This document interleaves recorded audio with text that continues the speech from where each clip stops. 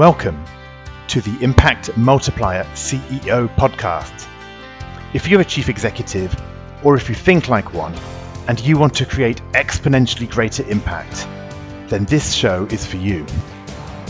My name is Richard Medcalf, founder of Xquadrant. I coach some of the most successful and impressive CEOs and executive teams on the planet and help them achieve extraordinary results. And no matter how successful you've been in the past, there's always a whole new level of impact available to you. So, if you're ready to play a bigger game than ever before, I invite you to join us and become an Impact Multiplier CEO. Great communicators appear to be naturals at their art, smooth, flawless sharing of ideas that really make sense. Just like a virtuoso musician, they make the complex seem simple. And how do they do that? Well, I'm Richard Medcalf, founder of Xquadrant, and today is our second episode in Series 5 of the Impact Multiplier CEO podcast, called From Ideas to Impact. And as usual in this season, I'm interviewing Davina Stanley from the Clarity First program about communication. Last time we talked about simplifying communication, really to avoid a role reversal and making the listener or the reader work harder than you did. And today we want to dive further in, moving beyond information to insight. And let's face it, whether you're presenting to your board or to investors or your team, or whether you're coaching those under you to deliver to you or to your team with more impact, this is an essential skill to get right. So, hello, Davina. Good to see you again. Hi, Richard. Great to see you again. Now, I really enjoyed our conversation earlier about the role reversal piece. I thought your example was absolutely spot on. Well, it's funny, isn't it? I see it in a number of different ways in my own coaching, in all sorts of ways, but definitely, as you know, in your area of expertise, in the area of communications, where we say where people are having to work hard to understand what it is that their people want from them. Absolutely.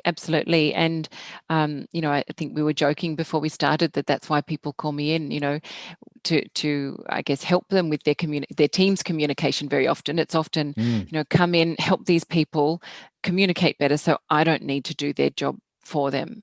Right, and, so that they don't need to take home that 500-page report that you were mentioning over the weekend to go through it, right? Yes, because I think sometimes when we are communicating ourselves, we're just not aware of the difficulty that we're presenting. We're so familiar with our material that it's really hard to put ourselves in the audience's shoes.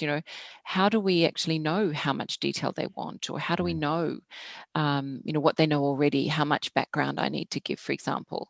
There are some, without knowing your audience quite well, that can be quite difficult. Yeah, and what's coming to my mind was, let's face it, people want to work with people who make their life easier and not make their life harder. So if you want to be the go-to person, if you want to get promoted, or if you want to work more closely with whoever it is, a partner, an investor, or whatever, like make life easy for them. Absolutely. And that's going to be strategic. Exactly. No, that's right. And that, I think, just aligns with that message. We let people listen to the last podcast, but about who actually does the work, who burns the calories, the author or the audience. So I guess today we're building on that a little bit, aren't we? And talking about the types of information that we might convey. And I thought it was an opportunity to talk a little bit about the different kinds of ideas and helping people understand what the difference is between, let's say, data and insight, and how do you define each of the different levels we would see in our game, in the hierarchy of thing. I think this is important because there's a lot of discussion around how do you kind of pimp up your communication, jazz it up, deliver it in a certain way, but not necessarily how do I actually structure a powerful message in the first place. So let's jump into that. What are the different sorts of, I don't know what it is, ideas or concepts that we might be working with in a presentation or in a report? I think there are three levels. There's information, which is about understanding that, I guess when thinking about information, I want you to understand that organizing information into categories isn't really enough. So I'll talk a bit more about that. Summarizing is really helpful, and sometimes that's plenty. That's describing what data says, if you like. It's passing an observation, which can be really useful, but it's not always enough either. Insight, it requires synthesis, so that it requires you to push beyond, I guess, it requires you to push beyond that reluctance to think. You've really got to think and take a bit of a risk and say, well, what's my point of view about this information? And really target it to your audience too, because the same set of data could actually mean very different things to very different people. So I think data or information and summary can be, fairly standard or fairly static for a set of material, but that insight will vary according to who you're communicating with, which is where the art really comes in. So okay, so let's jump into, like, take this one by one. Information first. So you talked about not categories isn't enough. What's wrong with categories? Yes. Categories sound quite helpful. Categories are helpful, but not on their own. So I think this is where corporate templates are a great example of where categories are used quite liberally, where you might have a board paper, for example, and you have the executive summary at the front, which is fine, but then you might have options and risks and so on. And where you have those sorts of categories, they're like a bucket to throw things in. What are the options? Just chuck them in. What are the risks? Let's just chuck them in, rather than stepping back and adding a bit more value. And I think these sort of categories are very useful to say, well, this is the thing we're talking about. But then to step back and do a bit more than that is really valuable. And there are times when you do want to just give the data. Sometimes your audience will want that. They want to get into the detail. They want that. But I think very often when we assume they just want the data from us, they just want the information, it's because we perhaps feel we're overstepping the bounds of our role, rather than actually being confident enough to say, look, would it be helpful if I shared some observations about the data that I've seen? And I think it's very rare for a leader to say, well, no, don't tell me what you think. Well, this is about the data for days. Don't share me your findings. Yeah, this is actually about leadership and about stepping up, right? And actually it's about going beyond the job description sometimes, right, depending on your level, and actually saying, like, I'm going to be a leader. I'm going to tell them what they need to know, and not tell me what they want to, what they've told me to tell them. And that's a mental shift for people. It is. It takes a little bit of boldness, but it also, so long as people are polite, and I think that the key thing though is, particularly if you haven't stepped out like that very often before, to be very confident in your numbers before you do so, because I think you can lose credibility very quickly if you start saying, well, this is what the numbers mean.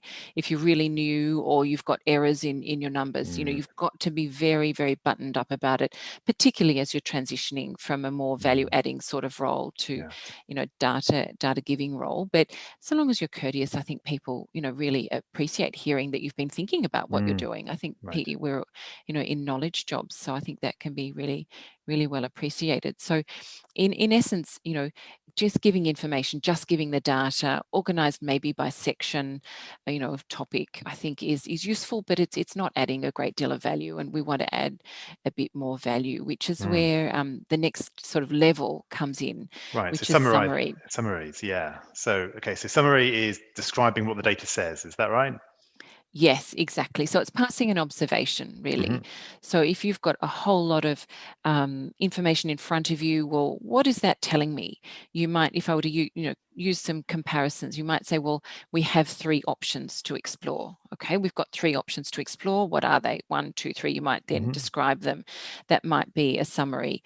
You might be in an audit sort of role, frankly, where a summary is a big part of what you need to do. here are the risks. These are the risks we observed in your area. These are the areas of non-compliance that we found. These are the areas of compliance that we found. And, that can be very useful. And sometimes that's as far as your role in an audit role will allow you to go. But usually, in the documentation, but usually people come a bit further with some ideas that build on that when they're senior and they're sharing, what that actually means to their audience. So I think in one, I'll just give an example there, perhaps outside audit. I was working in a consulting firm for quite some time, and one of the people that we worked with, was an Ivy League graduate, a really gun analyst, very, very clever at finding, hard to find good quality, useful information for the teams. And she prepared an update for her team manager that said, here's all the stuff that I found around this company. It was a big American retailer. And she had, a page and a bit about, all of it. And there were categories like traffic and sales and offering and random bits of information, sort of just put down but by topic. And to read it was actually very, very difficult. But there was a lot of very useful information within it, but it just hadn't been really organized. It was just sort of popped down under categories, if you like. Right. And it hadn't even really been summarized all that well. So, when you look at something like that, it's quite hard to read. To get a summary that says, well, opinion among the media is quite varied about this particular company. Journalists are very, the jury's out. They're not clear on what they think about this company is very, very useful. And it's not saying you should do, this company should do this, or we should recommend this to the team, to the client team. It's just saying, it's unclear. And that in itself is very, very useful. But it's a discipline that, I learned, which was, in a presentation, so many presentations have like title like revenue, or forecast. Category, exactly. It's just a topic, category. Right. Yes. Exactly. Yes. And it, for me, I always said you need to have one message at the top of your slide, one sentence that says what it is this slide or this chapter or whatever is saying. So rather than risks, you say the key risk is the possibility of changed regulation or something. So even if you've actually got 3 risks on the page, you say this is the one thing you need to remember. And the number of times I was in presentations and I've literally seen the people that I was presenting to, the executives, like literally like silently mouthing the words of the title, like, because it was like, I need to get this message into my head because there's other stuff on the page. I'm going to focus on this title. And you could really see them kind of like, okay, reading it. Okay. And that's one sentence they had to absorb. Whereas if without that, if it's just, Q2 data. And that one I see a lot. That one I see a lot. Exactly. Q2 results. Q2 sales. Yeah. Exactly. And then suddenly, well, what do I want to know about this slide? And it's just super frustrating. It's back to that thing around having to do all the work yourself. Why do I need to look at this page? What's the and actually people then get suspicious. What's hiding on this page that I need to spot? Right? What are they trying to get over me? Exactly. And it's such useful real estate. That title is the top left of your slide. And so, some people I've noticed putting the message at the bottom as well of the slide. So at least it's there. Yeah. But if you bring it to the top and have that as your message at the top of the slide, then, in English at least, we read, top left to bottom right. Our eyes are trained to scan that way. So, it's such valuable real estate on a PowerPoint slide. So there you go. There's a bonus thought. Make sure you've got a message that's either a summary, or we'll get to it in a minute, a synthesis, which is at the top of your slide for sure. Okay, so we've got the information, we've got the summary. We've kind of avoided just slapping the category or whatever at the top. So where do we go from there? We actually burn the calories that we talked about last time, and that's where we really push, and we avoid having a list of things, which is very, very tempting. Project X is meeting its expectations around finance, it's on track for time, and costs are within budget. Mhm. That's a list. Right. So that's useful, but it's detail that goes underneath. So what we're wanting to do is lift above that and actually say, well, if we said in a really little headline, what's all of that saying? What does that really mean? What does it mean? We're saying, well, Project X is on track across all dimensions. That's our insight. That's the thing that we're looking for. So we're looking for that kind of message, which takes a bit of thinking to deliver and can take a bit of boldness too. It takes a bit of bravery because it requires us to have a point of view, right? To say Project X is on track across all dimensions, that's something that we want to be able to back up. We have to be able to prove that if we're going to assert it. So it's about having that, clarity around the message, but then being very clear that it is more than just a summary or a summary. Sorry, I'll say that again, more than just a topic or a summary. So I've got an example here, another example to illustrate with that. So, if we think of, energy might be a topic or a category, what might be the summary around our energy usage, let's say? Well, we've used less power this month than last month. Okay, that's an observation about the state of things around our energy use. And that might be very useful for people. But then you say, well, why do I care about that? Why should my audience care about that? And this is the trick to work out what the synthesis, that insightful message is going to be. Why would my audience care about that? Well, our power saving initiatives are working. That could be the message. That could be, congratulations, good job. It's actually going well. Or it could be, we should expand the power saving initiatives that Region X has been successfully using across the whole organization. That might be the insight. So it could be all sorts of different things depending who you're communicating to, but it's really asking yourself, why should my audience care about this? Not why should I care, but why should my audience care? Yeah, and that's really about often this going beyond the information? data at that point. You're trying to integrate in a broader understanding as well of the business. Often the data is not going to give you that. You're going to have to think about what's the story here that needs to be said. Yes, that's right. And look, I think that's why communication skills get wrapped up in a whole lot of things. The easy answer is, you were talking, or actually we're talking a bit more next time rather about the easy answer, which is, to focus on the deliverable, to focus on, how do we prepare our charts or improve our pros or something like that. But to communicate really well, we need to have really solid business acumen as well. So, leadership and clarity of thinking and business acumen all come together, I think, to lead to really, really impactful communication.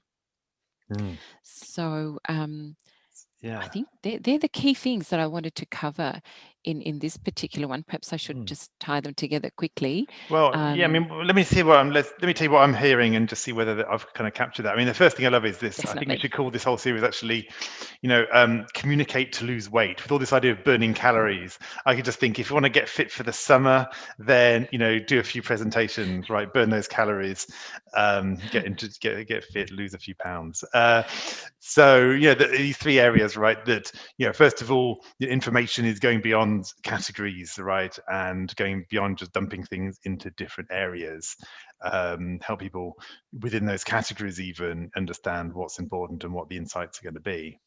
I think the second thing around summary is there is that next step of taking the data and saying, well, what's the overall message of the data, right? What does the data actually say? Which is definitely a valuable step and can help people start to focus in and get out of the weeds. But then this third area around insight is really about meaning, right? And what matters and what's meaning. And it goes beyond the data. It requires you to have that business acumen and to really tell a story, right? To actually and to get people to see things in a different way rather than just observe some facts. Exactly, and focus on the value add. Really, it's on where's this helping? How's this helping? Where's this going to actually drive us forward? So, no, I like your summary. Thank you. That was well communicated, and I love your communicate to lose weight. I need to do more podcasts with you, Richard, to get some more slogans for my own work. That's fantastic. Well, you're ready to do it from the beach in Sydney. You're ready to go down there and all these skinny, sunbathers, and you could say, you too can have a body like this, join Clarity First or whatever, you can make part of your next marketing campaign. Oh my goodness. There you go. Marketing fees are included in this podcast. Don't worry, Dave. I won't charge you.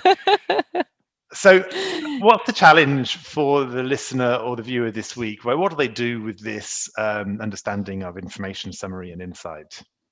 I think, look, a good thing to do would be to go back and have a look at, let's say, the 3 most recent substantial pieces of communication that you've delivered, and just have a look and see whether you think you've got that balance between, information, summary, and insight or synthesis, and see whether you are delivering some insight, and to build on what we talked about last week, whether it's early in your communication rather than later.